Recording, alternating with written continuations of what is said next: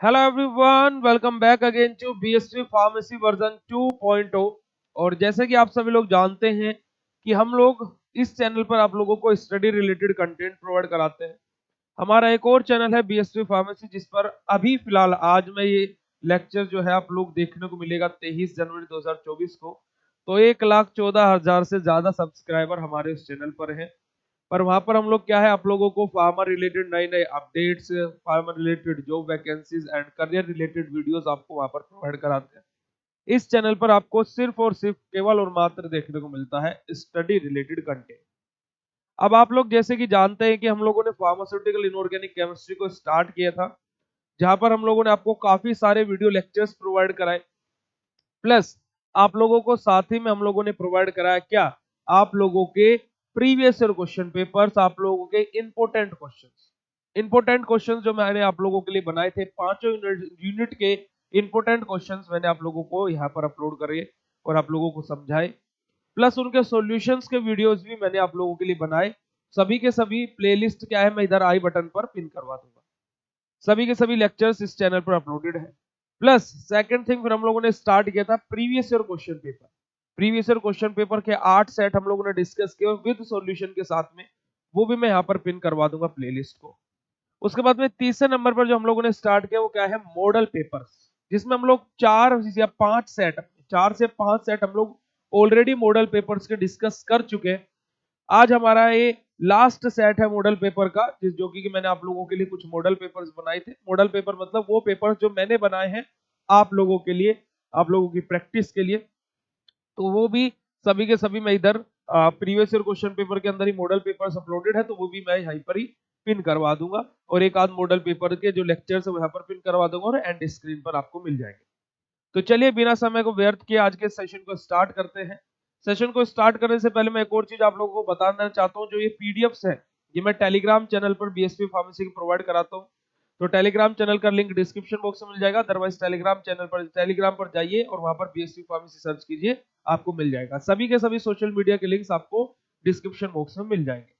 तो चलिए जी, अब हम लोग अपना पेपर स्टार्ट करते हैं। और पेपर को स्टार्ट करने, देखिए यहाँ पर क्या है, सिंपल सा ही हम लोगों ने आरजीपीवी के पॉइंट ऑफ व्यू से एक पेपर बनाया है। जहां पर आरजीपी यूनिवर्सिटी में क्या होता है, टोटल 8 क्वेश्चन पूछता है, 5 क्वेश्चन करने होते हैं। ठीक है, और आप लोगों को जानकर बड़ी ही ये खुशी होगी या फिर आश्चर्य होगा, हमने आरजीपीवी के बच्चों को, थर्ड सेमेस्टर वाले बच्चों को ऑर्गेनिक केमिस्ट्री मैंने 6 क्वेश्चन बताए थे।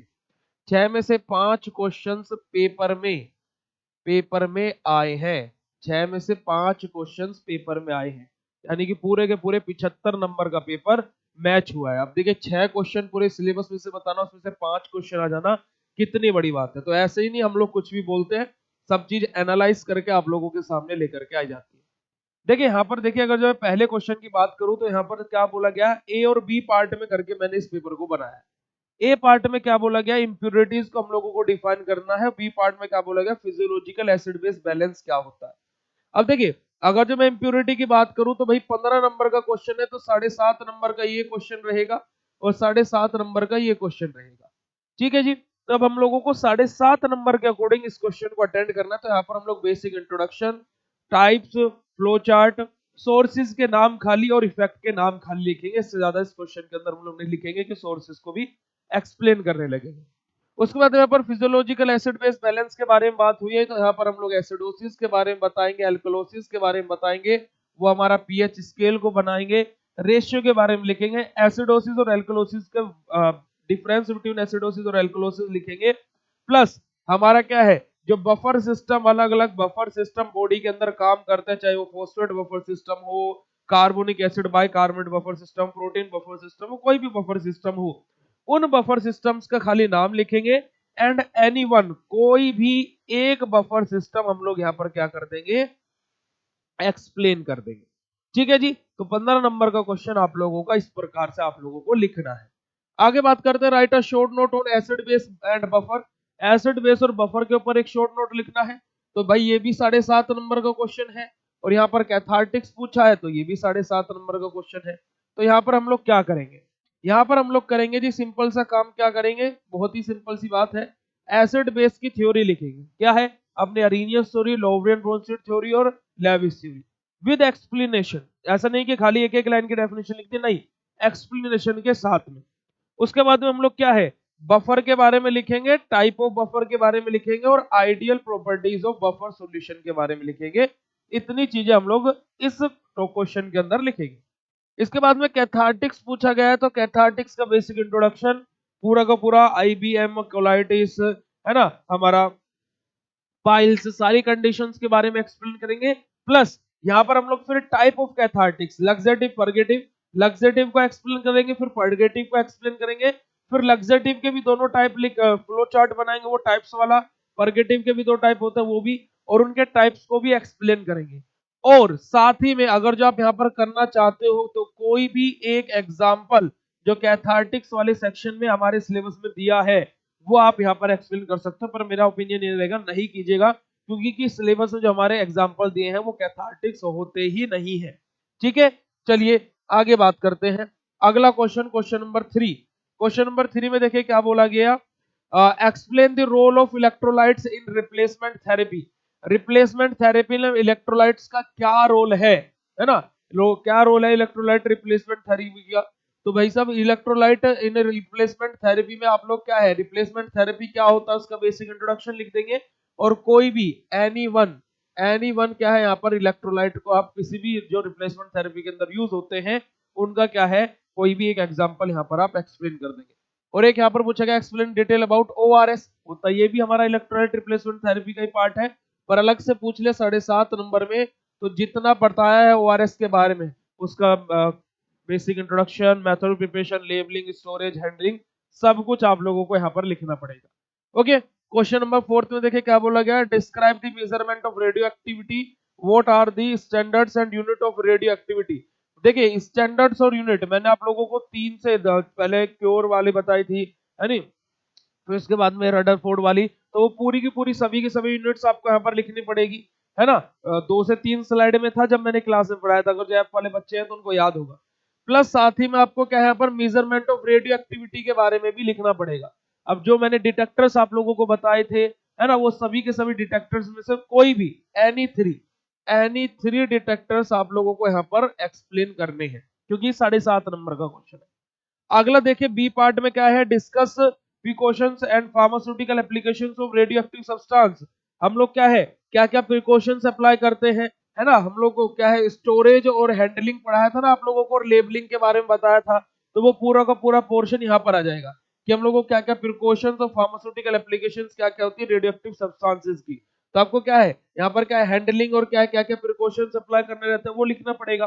प्लस यहाँ पर क्या है जो मैंने आप लोगों को एप्लीकेशंस लिखवाई थी कि क्या है डायग्नोसिस में, ट्रीटमेंट में, है ना, एनालिटिकल में हमारा इस प्रकार से रेडियोएक्टिव सब्सटेंसेस यूज होते हैं, तो वो एप्लीकेशंस चारों की चारों आपको यहाँ पर एक्सप्लेन करनी पड़ेगी, क्योंकि मैंने 4 ही लिखवाई थी विद एक्सप्लेनेशन। ठीक है जी, चलिए आगे बात करते हैं क्वेश्चन नंबर 5 के बारे में। क्वेश्चन नंबर 5 हमारा क्या दिया, देखिए ध्यान से, explain about acidifier and cathartics. अब देखिए इस प्रकार से भी क्वेश्चन आ सकता है, अभी कैथार्टिक्स पीछे भी आया था, कैथार्टिक्स से इस प्रकार से भी क्वेश्चन आ सकता है, एसिडिफायर एंड कैथार्टिक्स एक्सप्लेन कीजिए, है ना। यहाँ पर आप लोग अगर जो कैथार्टिक्स की जगह अगर जो आप लोग क्या लिख ले, कैथार्टिक्स की जगह जो आप लोग एंटी माइक्रोबियल लिखना चाहे तो वो भी लिख सकते हैं, क्योंकि कैथार्टिक्स पीछे भी क्वेश्चन में आ गया है। पर इस प्रकार से भी क्वेश्चन आपका एसिडिफायर और कैथार्टिक्स दोनों को एक्सप्लेन करना है, एसिडिफायर एंटी माइक्रोबियल को एक्सप्लेन करना है, ऐसे क्वेश्चंस आए हैं बहुत बार। ठीक है जी, तो यहाँ पर आप लोगों को इसका इंट्रोडक्शन पार्ट लिखना है, बेसिक सा इंट्रोडक्शन यहाँ पर लिखना है, और इसका भी क्या है आप लोगों को बेसिक सा इंट्रोडक्शन पार्ट यहाँ पर एक्सप्लेन करना है। उसके बाद में explain detail about the antacid and explain about the combination of antacid. Antacid क्या होते हैं, ideal properties of antacid, type of antacid लिखेंगे, और क्या है वहीं से, क्योंकि टाइप के अंदर ही जो नॉन सिस्टमिक एंटासिड है वहीं से हमारा कॉम्बिनेशन ऑफ एंटासिड नामक टॉपिक उठता है, तो हम लोग क्या है पूरा का पूरा इंट्रोडक्शन पार्ट हमारा यहाँ पर लिखेंगे, कोई एग्जाम्पल को एक्सप्लेन नहीं करेंगे। आगे what are the haematinic give method of preparation and identification test of ferrous sulphate. क्या है फेरस सल्फेट FeSO4 का identification test, method of preparation के बारे में बता रहा हूं। हेमेटेनिक्स क्या होता है, यूनिट नंबर 4 से आपका क्वेश्चन है, हमारा क्या ब्लड में डिसीज आरबीसी के साथ नैरो हो जाना, बड़ा हो जाना, अनीमिया की कंडीशन हो जाए, तो ये सारी चीजें रहती है। उसके बाद में discuss about the expectorant. Expectorant के बारे में बताना है तो इंट्रोडक्शन लिखेंगे एक्सपेक्टोरेंट का, और 2 एग्जांपल जो हमारे सिलेबस में दिए हैं, है ना, पोटेशियम आयोडाइड और हमारा अमोनियम क्लोराइड, दोनों में से कोई भी एक एग्जांपल यहाँ पर हम लोग एक्सप्लेन कर देंगे। Question number 7, explain about dental product in detail. हमें डेंटल प्रोडक्ट के बारे में बताना। Define about the electrolytes in detail. देखिए या तो इलेक्ट्रोलाइट्स के बारे में बता दीजिए या फिर किसके बारे में, डेंटल प्रोडक्ट के बारे में पूछा है।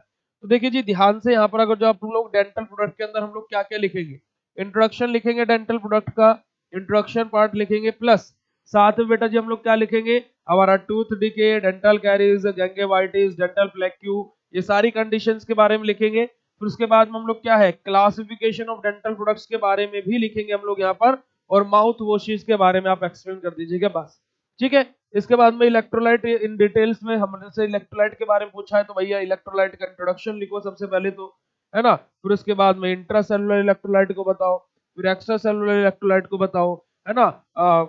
फिजियोलॉजिकल रोल ऑफ आयंस के बारे में एक्सप्लेन कीजिए। जब मैंने चार्ट बनवाए थे वो चार्ट बनाए कि इंट्रासेलुलर इलेक्ट्रोलाइट कौन सा होता है, एक्स्ट्रा सेलुलर इलेक्ट्रोलाइट कौन सा होता है। ओके, तो आप लोग इतना पोर्शन यहाँ पर लिख सकते हैं, इलेक्ट्रोलाइट का क्या यूज रहता है, फिजियोलॉजिकल सारी चीजें, क्योंकि 7.5 नंबर का क्वेश्चन है।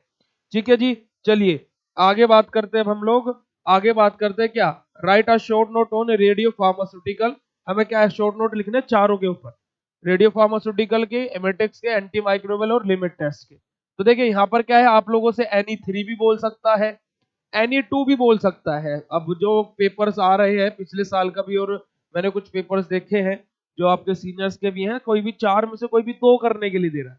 तो अब देखिए अगर जहाँ पर चारों भी करने हैं तो रेडियो फार्मास्यूटिकल की डेफिनेशन हर कोई लिख लेगा, एमेटिक्स की डेफिनेशन हर कोई लिख लेगा, एंटी माइक्रोबियल की डेफिनेशन हर कोई लिख लेगा, और लिमिट टेस्ट की डेफिनेशन हर कोई लिख लेगा। तो ये आप लोगों के टोटल 8 क्वेश्चंस हैं, ठीक है। अब ये आपका paper model paper number set I से 5th में डिस्कस कर रहा हूँ, 6th भी हो सकता है, ठीक है। तो आप लोगों अब मुझे ये बताइएगा कमेंट करके कि इस पूरे मॉडल पेपर जो हमने पढ़ा इसमें से आपसे कितने नंबर का बनता है, ठीक है। और फिर आप लोगों से मुलाकात होगी अब नेक्स्ट लेक्चर में। ऐसे इंटरेस्टिंग फैक्ट्स के लिए, ऐसे इंटरेस्टिंग थिंग्स के लिए आप बीएसपी फार्मेसी का ऑफिशियल ऐप डाउनलोड कर सकते हो, क्योंकि वहां पर आप लोगों को complete video lectures, complete test series, model paper, previous year question paper, pre recorded lectures, live classes, है ना, weekly test, monthly test, model papers, important question solution, सब कुछ मिलता है पीडीएफ नोट्स के साथ में भी।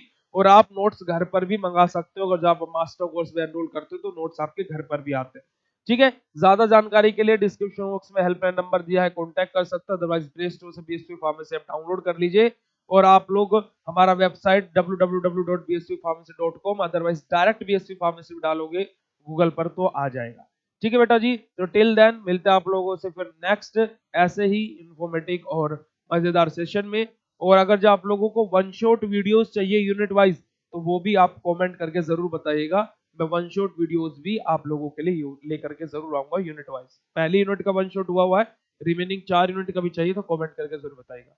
टिल देन मिलते हैं आप लोगों से नेक्स्ट लेक्चर में, तब तक के लिए बाय। और याद रखिएगा बीएसपी फार्मेसी है साथ तो डरने की क्या बात, और इस बार 90% पार। ओके, बाय बाय, जय हिंद।